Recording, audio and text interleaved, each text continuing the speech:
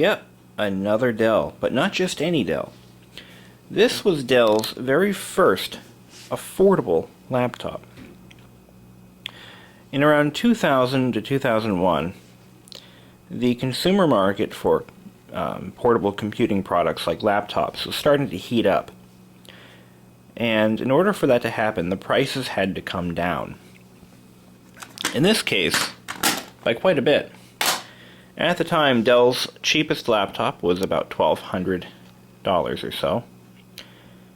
And consumers are pushing towards $1,000 notebooks to make them fit their budgets easily. And Dell apparently had resisted this market because it was not profitable until this came along. This is the Dell Inspiron 2500 and is easily the most bombed out version of a Dell Inspiron I have ever seen. While it may have been a great purchase at the time, for a little more money you could have actually gotten a fairly decent laptop. But this laptop sold for $1,049 according to a PC World article I found, at a great write-up of what its target market was and what it would include and all those other great things. But $1,049 for the cheapest Dell laptop you could find in 2001, and this is it. What we have here is a Celeron 700 with Windows Millennium Edition, of course, a whopping 64 megabytes of RAM. It has, according to the article, a 5 gig hard drive, but this one has a 10. It has a 12.1-inch active matrix display. Now, Dell could have easily sacrificed the display image quality for a larger passive matrix product, but they didn't want to do that, and my camera just went out of focus. There we go. As you can clearly see, it is missing the traditional track point that all Dell Inspirons had from that generation. And they've included a nice blanking plate for the buttons. You'll notice that Dell did not go through the expense of retooling their factories for building this product. They actually used the chassis and shell pieces from their more expensive products and just put blanking plates where needed. Like when you get into a stripped out Honda Civic DX with no options and you see little blanking covers all over the dashboard where buttons would be if you had the money to spend for the extra features. But that's pretty much what you get with this laptop. The display is probably the only custom component on this laptop, as no other Dell laptop of this family had a 12-inch screen. This is the only one that did, and they had to have had this custom tooled for this laptop. Consequently, I found that you'll notice how it appears that the display housing is arced a little bit, like it's being forced into an unnatural position. And if you look at the hinges, they're kind of separating around the inner side of each side. And that is because typically this housing supports a much larger display. And because the display kind of double functions as structural support, this one doesn't have that. What I did do is I disassembled this whole thing just to make sure there was no damage to the threaded standoffs, and there is no damage. It's actually in perfect condition. I have to say there's nothing wrong with this laptop. That said, we still get stereo speakers. We still get a microphone. We still get a full-size keyboard and a nice trackpad. And the display is surprisingly sharp. I mean, it looks pretty good. It does still come with two Type 2 PCM-CIA slots, which you'll need, and I'll show you why in a minute. The hard drive cover has the typical infrared window on it. But one thing you'll notice is that that's not an infrared window. You can't even see through it. This is a blanking plate, just another one of many, so it lacks infrared. But what really shocked me was this. There is no onboard Ethernet on this laptop. And I double checked with the device manager, and there simply is no onboard Ethernet. It has a modem, and that's it. We do still get the audio input and output connectors. And on the front, we've got a 3.5-inch floppy drive. So it does have a floppy drive, which surprises me, and it has a CD-ROM drive, which of course you would expect.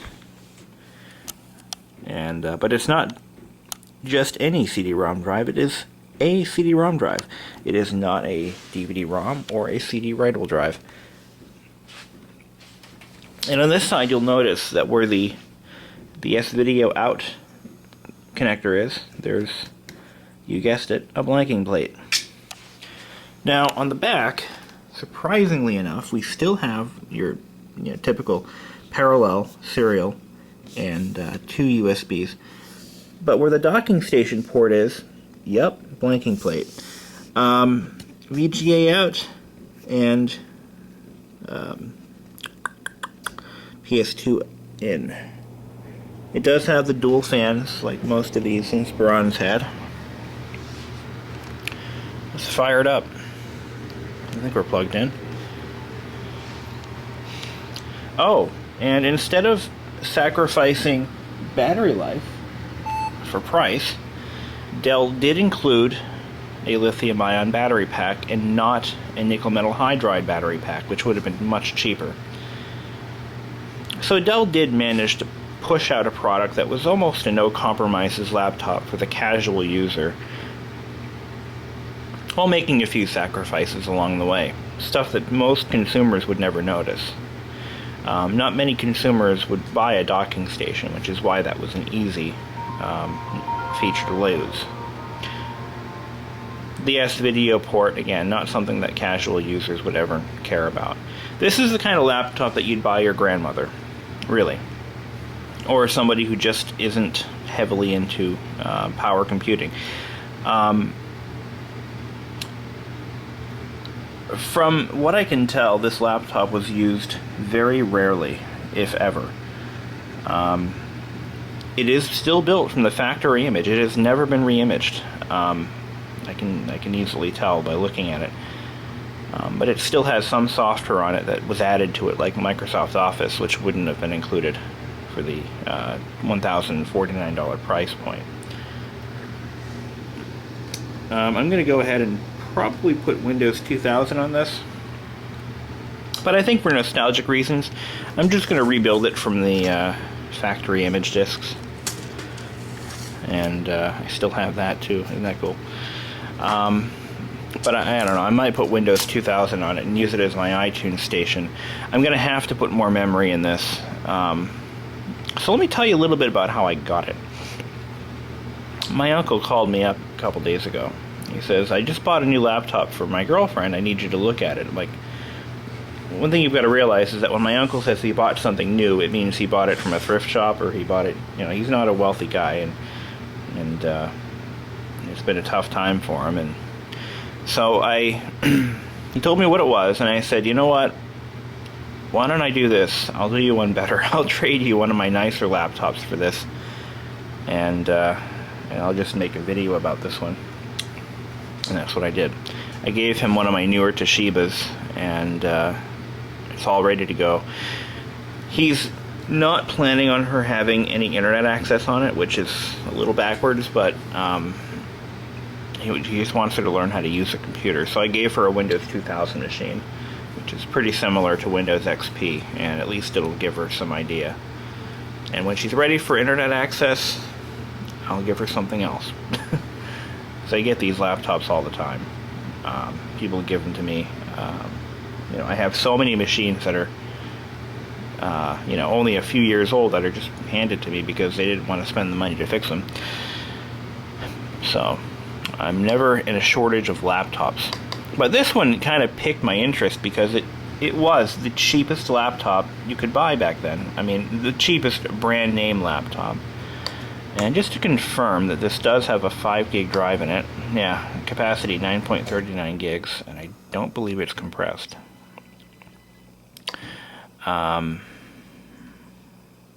Last checked for errors 8,761 days ago. Okay, at least somebody did defragment it at some point. So 8761 divided by 360. I mean, 365. Let's see.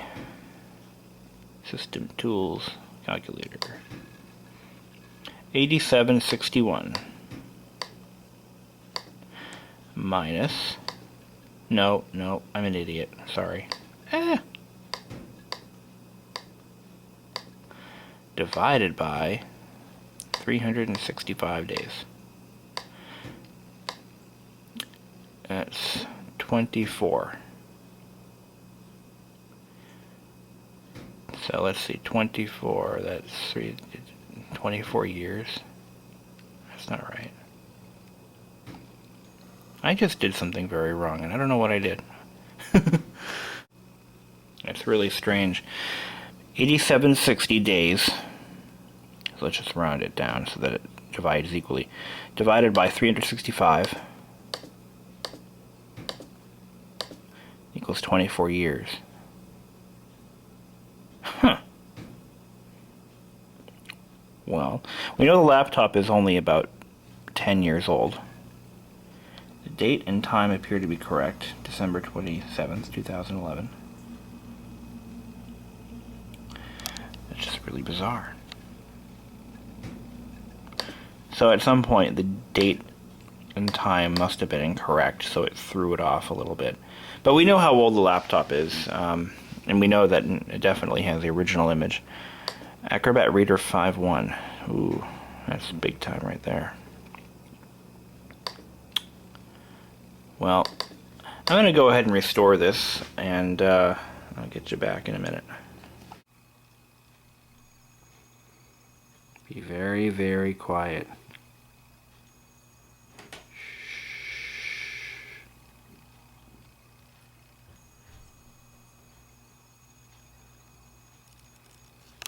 As we sneak up on the frogs. There's the other one.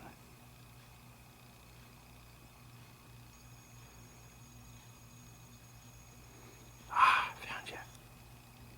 Shh.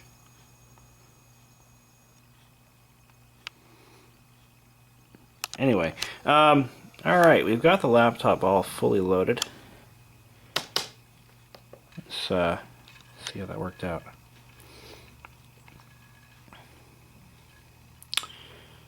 Okay, let's see, enter username. Enter password. I'm not going to set one. What I want to do is see if it detected all the system drivers, or if that was part of the build image, because if it isn't, then I've got to go download them, and I'm not going to waste my time downloading Windows Millennium Edition drivers for obvious reasons. So if this is a quick and easy restore, I'm all for that. But I think what I'm missing is the driver and software CD that would have come with the laptop. Let's see. After I actually formatted and repartitioned the drive, something unusual happened.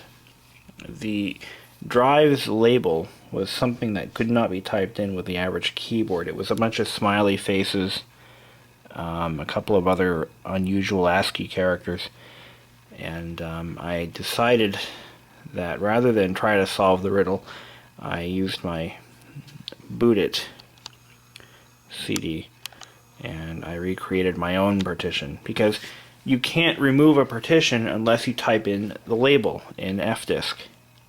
But if you can't type in the label, well, what do you do? The quickest way to do that is to use a partition utility, wipe it out, make a new one, format it, be done with it. And it looks like we have a few driver issues, because as you can clearly see, the display driver is incorrect. And yeah, so there we are. Again, I'm not going to go out and download drivers for this, because that's just an enormous waste of time. But it looks like the only driver I really need is the display adapter. Everything else seemed to be okay. So maybe I will waste my time and do that. Let's see. Let's go ahead and get those drivers. Well, I got all my drivers. Now I'm just flashing the BIOS. Let's see. I should have looked at what the old version was. It won't tell me. Well, no, it's too late. But it definitely is a newer version from what it had originally. So I didn't even think to look at the old version. I just went ahead and did it. Let's see what we're running now. Alright. It won't even tell me.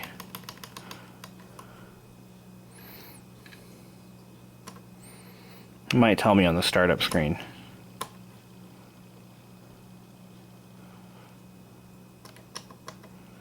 Let's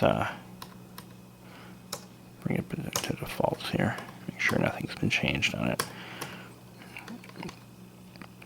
It won't tell me the actual BIOS version through here. So let's see if it tells us on startup. Oh, never mind. I turned that screen off. Forget it. It doesn't matter. We're running the newest version, and that's all that matters. Got my video driver. Got my sound driver. Good to go.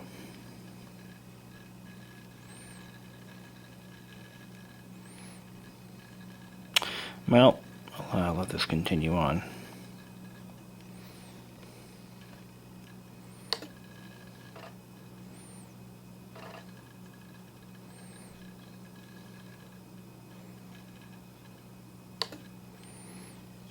It's doing all the drivers that I just installed, like the USB, all the chipset stuff. Get that all done.